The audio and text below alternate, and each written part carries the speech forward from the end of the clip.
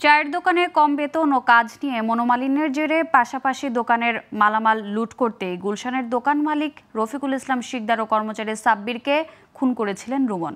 দুপুরে রাজধানীর কারওয়ান বাজারে র্যাবের মিডিয়া সেন্টারে আয়োজিত সংবাদ সম্মেলনে র্যাবের আইন ও গণমাধ্যম শাখার পরিচালক লেফটেন্যান্ট কর্নেল মুনিম ফেরদৌস বলেন, জোড়া খুনের ঘটনায় রুমনকে মঙ্গলবার রাতে র্যাব 1 ও 7 যৌথ অভিযান চালিয়ে চট্টগ্রাম মহানগরীর হালিশহর এলাকা থেকে গ্রেফতার করে। প্রাথমিক জিজ্ঞাসাবাদে জোড়া খুনের দায় স্বীকার করেছে। পাশাপাশি ওই হত্যাকাণ্ডের সঙ্গে আরও 2 জন জড়িত থাকা সহ আরও গুরুত্বপূর্ণ তথ্য দিয়েছেন রুমন।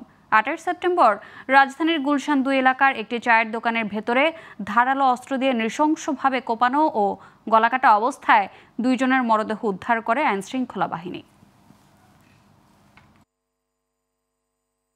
রাজধানীর গুলশান এলাকায় নৃশংসভাবে গলা কেটে 2 জনকে হত্যাকাণ্ডের মূল আসামি রুমনকে চট্টগ্রামের হালিশহর থেকে গ্রেপ্তার করেছে র্যাব। 26 সেপ্টেম্বর তারা রাত 2টার দিকে এই ঘুমন্ত অবস্থায় মোহাম্মদ রফিকুল ইসলাম এবং সাব্বিরকে কুপিয়ে জখম করে এবং তাদেরকে সেখানে মৃত অবস্থায় আমরা 28 তারিখে উদ্ধার করি।